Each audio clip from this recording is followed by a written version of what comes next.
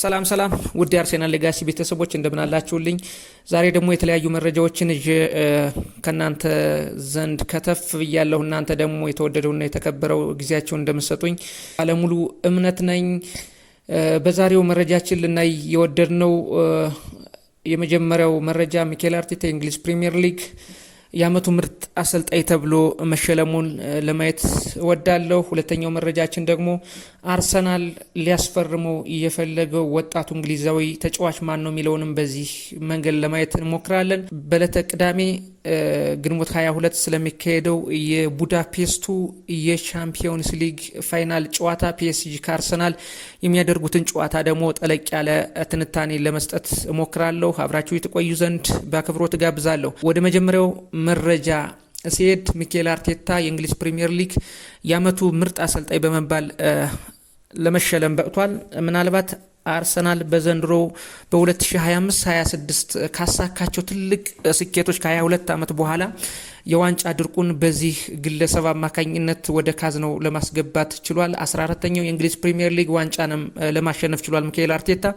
ሚኬል አርቴታ አርሰናል 85 ነጥብ ይዞ እንዲያሸንፍ ወይም ፕሪሚየር ሊጉን እንዲያነሳ ካደረጉ ግለሰቦች መሪ ተዋናይ ነው ማለት ይቻላል። ምክንያቱም ካለሱ ጥረት እና ጊዜ መስጠት ማንም የተሻለ ኮንትሪቢሽን ለዚህ ትልቅ ቡድን ያደረገ አለማ ብሎ ማሰብ ሞኝነት ነው የሚሆነው። ምክንያቱም ሚኬል አርቴታ 6 ዓመት ተኩል በቆየባቸው ጊዜያት ለሶስት ተከታታይ ዓመታት ሁለተኛ በመውጣት ብዙ ወቀሴታን ብዙ ዲሞሽንን ከግለሰቦች ሲደርስበት ቆይቷል። ነገር ግን በዘንድሮው ዓመት በ2025-26 ደግሞ አርሰናልን ከነበረው ያጫወት ዘይቤ አወጡ። ምክንያቱም ካሁን በፊት አርሰናል የሚታወቀው ውበት ያለው እግር ኳስን በመጫወት ተመልካችን እያዝናና ነገር ግን ውጤት ዞ ማይወጣባቸውን ዘመናት አይተናል። ነገር ግን አርቴታ ይሄኛው መንገድ ትክክል አይደለም፣ ስለዚህ መሄድ ያለብን መንገድ ይሄኛው ነው በማለት አጥብቆ በመከላከልና ብዙ ጎሎችን ሳያስቆጥር ብዙ ኳሶች ደግሞ ሳይቆጥሩበት አሸንፎ መውጣትን በመከተል የተለያዩ ከአጥቂ ይልቅ የመከላከል ብቃት ያላቸውን ተጫዋቾች በማስፈረም ለ14ኛ ጊዜ አርሰናል የእንግሊዝ ፕሪሚየር ሊግን ዋንጫ እንዲያነሳ ለሱም ደግሞ ለመጀመሪያ ጊዜ በእንግሊዝ ፕሪሚየር ሊግ ለተጫወተበት ክለብ ዋንጫ ያነሳ ብቸኛው አሰልጣኝ ለመሆን እየበቃ ነው። ምናልባት ይህን የአመቱ ምርጥ የአሰልጣኝነት ሽልማት ሲያሸንፍ በቀላሉ አይደለም ያሸነፍ ማለት ይቻላል። ከተለያዩ ግለሰቦች ኮምፒቲሽን ደርሶበታል። ለምሳሌ እንደ በርንማውዝን ሲያሰለጥኑ እንደነበር ሪዮላ፣ እንደ ፔፕ ጋርዲዮላ ብዙ አሰልጣኞች ብዙ ፉክክሮች ገጥሞታል። ነገር ግን ለአርሰናል ካሳካው ውጤት አኳያ የአመቱ ምርጥ አሰልጣኝ በመባል ለመሸለም በቅቷል። ይህ እንዲህ እንዳለ ሚኬል አርቴታ ዋንጫውን ባሸነፉበት ሰዓት በፓላስ ሜዳ ባሸነፉበትና ዋንጫውን በተረከቡበት ሰዓት አንድ ንግግር ማለት ቀድሞ ይፋ እንዲወጣ ያልተፈለገ ሀሳብ አስተያየት ሰጥቷል ስለ ቻምፒየንስ ሊጉ ፋይናል። ለዚህም ደግሞ ብዙ ግለሰቦች እየወቀሱት ይገኛሉ። ምናልባት ሚኬል አርቴታ እውነትን ብሏል አላለም ወይም ደግሞ ትክክል ነው አይደለም የሚለው አብዛኛው ብዙሃኖች እየተከራከሩበት ይገኛል። ሚኬል አርቴታ በሰዓቱ ፒኤስጂን ቀለል አድርጎ አይቶ እኛም የሚቀጥለው ቅዳሜ ሻምፒዮን እንሆናለን ሻምፒዮን ኦፍ ዩሮፕ ብሏል። ስለዚህ ለፒኤስጂ ቀላል ግምት ትዕቢት የተሞላበት አስተያየት መስጠቱ ስህተት ነው በማለት ኖሮኪን ስድብ እና ዛቻ ያዘለ አስተያየት ለመስጠት ሞክረዋል። ሚኬል አርቴታ ምናልባት ይህን ነገር ብሎ ከሆነ ምናልባት አንደኛ ሳይኮሎጂካል ጌም እየተጫወተ ሊሆን ይችላል እንጂ ፒኤስጂ ትንሽ ቡድን ነው ብሎ አስቦ ላይሆን ይችላል የሚሉ ግለሰቦችም አሉ። ሌላው ሁለተኛው መረጃ ማየት የፈለኩት ስለ አስቶን ቪላው የ23 ዓመት ወጣት እንግሊዛዊ ሞርጋን ሮጀርስ ነው። ሞርጋን ሮጀርስ በዚህ ሰዓት አርሰናል በጥብቅ ከሚፈልጋቸው ተጫዋቾች ግንባር ቀደሙ ሆነዋል ማለት ይቻላል። ሚኬል አርቴታም ብዙ ተጫዋቾችን ለማስፈረም አስቧል። ነገር ግን መጀመሪያ ቅድሚያ ሊሰጠው የፈለገው ይህን የ23 ዓመት እንግሊዛዊ ተጫዋች ነው ሞርጋን ሮጀርስን። አስቶን ቪላ ይህን ተጫዋች በቀላሉ ይለቀዋል ተብሎ አይታሰብም። ነገር ግን እስካሁን በሚወሩ ወሬዎች ከሆነ ምናልባት 80 ሚሊዮን ፓውንድ ዝቅተኛ ዋጋው ነው እየተባለ ይገኛል። ቪላዎች ሌላ ኮምፒቲተር ከመጣ ምናልባት ከነ ሊቨርፑል ከነ ማንቸስተር ሲቲ ከነ ዩናይትድ የሚመጣ እናስፈርም የሚመጣ ጥያቄ ከሆነ እስከ 100 ሚሊዮን ፓውንድ ድረስ ሊጠይቁ ይችላሉና ቀለል ያለ ውድድር አይጠብቀውም አርሰናልና በቀላሉ ይህን ተጫዋች ሊያገኘው አይችልም። ምናልባት ተጫዋቹ ወደ አርሰናል መግባት ሊፈልግ ይችላል፣ ግን ቪላዎች 80 ሚሊዮን ፓውንድ በትንሹ ይፈልጋሉ። ስለዚህ አርሰናል በቀላል ዋጋ ያገኘዋል ተብሎ አይጠበቅም። ሚኬል አርቴታ ግን የመጀመሪያ ምርጫው ሞርጋን ሮጀርስ ነው እየተባለ ይገኛል። ውይይቶችም እየተደረጉ መሆኑ ፉትቦል ለንደን ለመዘገብ ችሏል። ሌላው መረጃ በጥልቀት ላይ የፈለኩት መረጃ አርሰናል ከፒኤስጂ ጋር በቡዳፔስት የሚያደርገውን ሻምፒዮንስ ሊግ ጨዋታ ነው መመልከት የወደድኩት። ይህ ጨዋታ ለአርሰናል ለሁለተኛ ጊዜ ለፍጻሜ የደረሰበት ጨዋታ ነው። ምናልባት አርሰናል ከ2006 ከባርሴሎና ሽንፈት በኋላ ይህን ዋንጫ አንስቶ ታሪክን ይቀለብሳል የሚሉ ብዙ ግምቶች እየወጡ ናቸው። እንደ ኦፕታ ዘገባ ከሆነ አርሰናል ከፒኤስጂ የተሻለ የማሸነፍ ግምት አለው የሚሉ ሀሳቦችና አናሊሲሶችን እዞ መጥቷል። ከምን አኳያ ነው አርሰናል ከፒኤስጂ 55% ዋንጫውን የማሸነፍ አቅም አለው ብሎ የገመተው የሚለውን ነገር እንደ ራሴ ሀሳብና እይታ ላጋራችሁ እወዳለሁ። አርሰናልና ፒኤስጂ ካሁን በፊት ለ7 ጊዜ ተገናኝተዋል። ማለት ከወዳጅነት ጨዋታዎች በኮምፒቲሽን ፖይንት በሚሰጠው ውድድር ላይ 7 ጊዜ ተገናኝተው 2 ጊዜ ተሸናንፈው 3 ጊዜ አቻ የወጡበት ጨዋታ ማስታወስ ይቻላል። በነገራችን ላይ በ2024-25 በግሩፕ በጥሎ ማለፍና በግሩፕ ስቴጅ ላይ ተገናኝተው ነበር። አርሰናል በመጀመሪያው የግሩፕ ስቴጅ ላይ 2-0 አሸንፎት ነበር። ከዛ በኋላ ግንቦት ላይ በተካሄደው የጥሎ ማለፍ ጨዋታ በአጠቃላይ ውጤት 3-1 በሆነ ውጤት ፒኤስጂ አርሰናልን አሸንፎ ኢንተር ሚላንን በመግጠም 5-0 አሸንፎ የመጀመሪያው ቻምፒየንስ ሊግ ዋንጫውን ያነሳበት ጊዜ ነበር ማለት ይቻላል። ነገር ግን አርሰናልና ፒኤስጂ በተገናኙበት ወቅት በዚህ ጨዋታ ማለት በመጀመሪያው ሊግም በሁለተኛው ሊግም ፒኤስጂን ያሸነፈው፣ ነገር ግን አርሰናል በዘንድሮ የፍጻሜ ጨዋታስ ያምናው ስኳድ ጋር ሲነጻጸር የተሻለ ነው ወይስ ከእንዳምናው ነው የሚለውን ነገር ለማየት እንሞክራለን።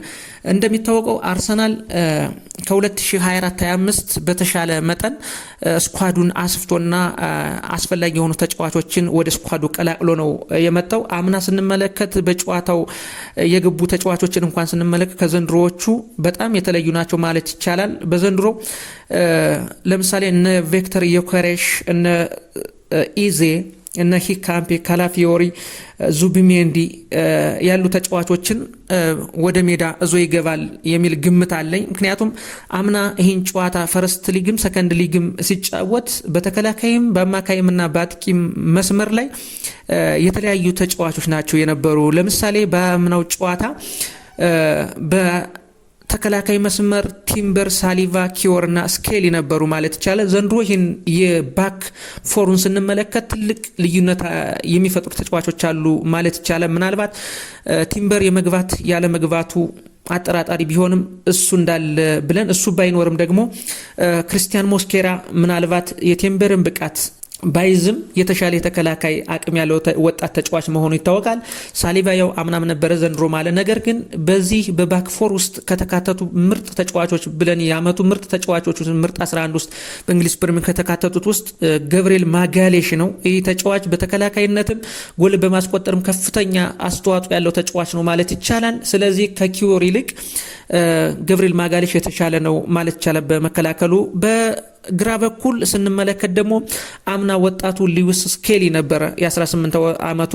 ምናልባት ዘንድሮም በመሃል ሜዳ ሊጫወት ይችላል። ነገር ግን በዚህ በግራ ክንፍ ጨዋታ ሁለት የተለያዩ አይዴንቲቲ ያላቸው ተጫዋቾች አሉት አርሰናል በዚህ ሰዓት።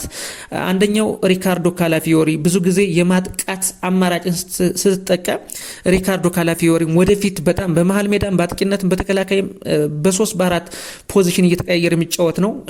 ማጥቃት ስትፈልግ ሪካርዶ ካላፊዮሪ የምትጠቀምበት አማራጭ አለ። ዛት ሚንስ ከሊዊስ ስኬሊ የተሻለ ተጫዋች ነው ማለት ይቻላል። ሌላው ጎል አስቆጥሮ አርሰናል በጥብቅ መከላከል መከተል አለብኝ ብሎ ካሰበ ፒሮ ሂካፒን መጠቀም ይቻላል። ይህ ኢኳዶራዊ ተከላካይ በጣም ታጋይና በቃ አይምሬ ትክክለኛው የሳውዝ አሜሪካ ተጫዋችን አይዴንቲቲ የሚያንጸባርቅ ተጫዋች በመሆኑ ከሉዊስ ስኬሊ በብዙ ርቀት የተሻለ ተጫዋች ነው ማለት ይቻላል። ሌላው በመሃል ሜዳ ደግሞ ኦዲጋርድ፣ ራይስ እና ሜሪኖ ተሰልፈዋል። ባምናው ዘንድሮ ምናልባት አርሰናል ዞት ሊገባው የሚችለው ኦዲጋርድ ያው እንዳለ ነው፣ ራይስም አለ።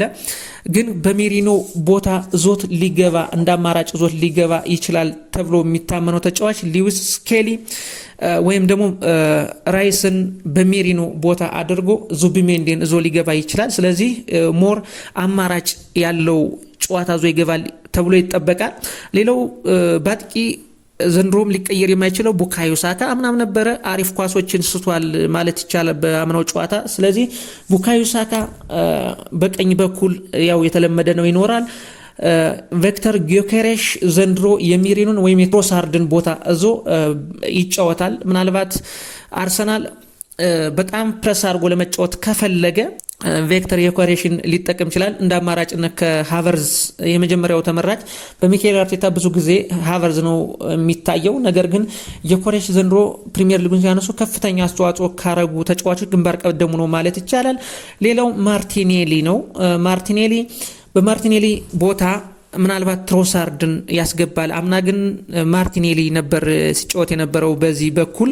በመልሶ ማጥቃትና ፈጣን ጨዋታ ስትፈልግ ማርቲኔሊ ትጠቀማለ። ነገር ግን ሜንታሊቲውና በጣም የጨዋታ የማንበብ አቅም ያለው ግን ትሮሳርድ ነው። ምናልባት ትሮሳርድ ቋሚ ተሰላፊ ይሆናል ተብሎ ይጠበቃል።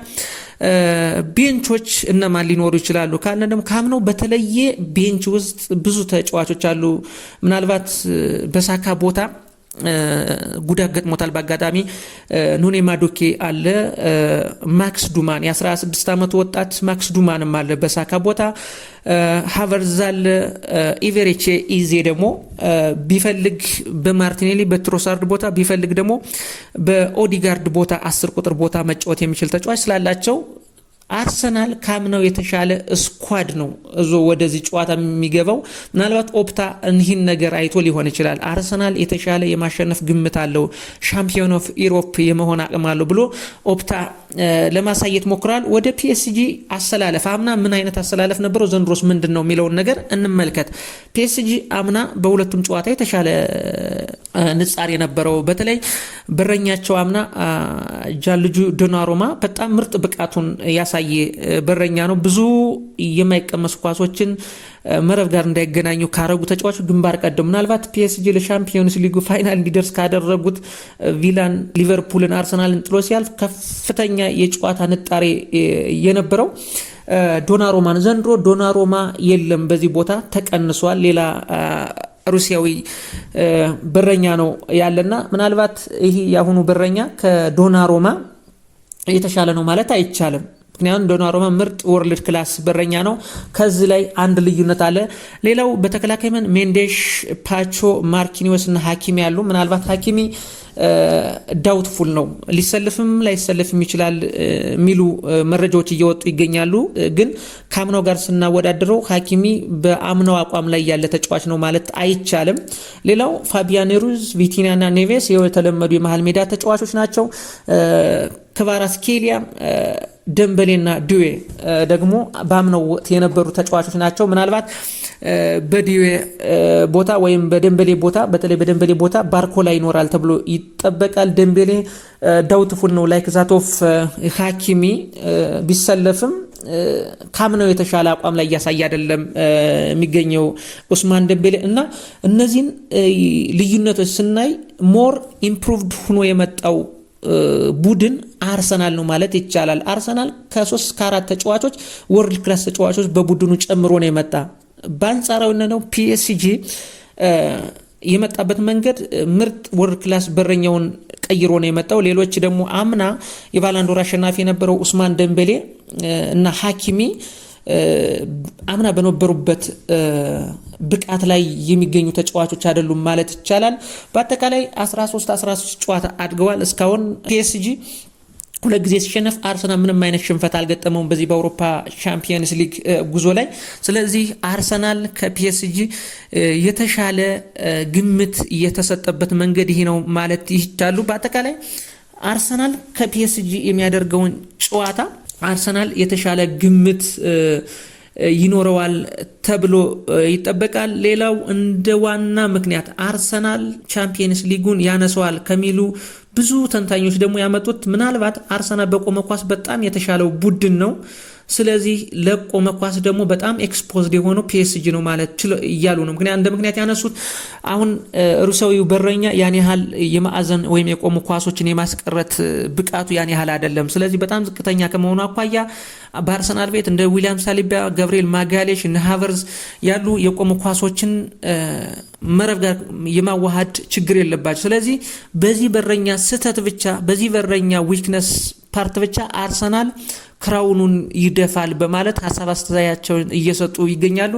ውድ አድማጭ ተመልካቾች የዛሬው ትንታኔ በዚህ ያበቃል። ስለነበረም ቆይታ ከልብ አመሰግናለሁ። ታዲያሽ ላይክ፣ ሼር እንዲሁም ኮሜንት ማድረጋችሁን አዘንጉ። ስለነበረም ቆይታ አመሰግናለሁ። መልካም ውሎ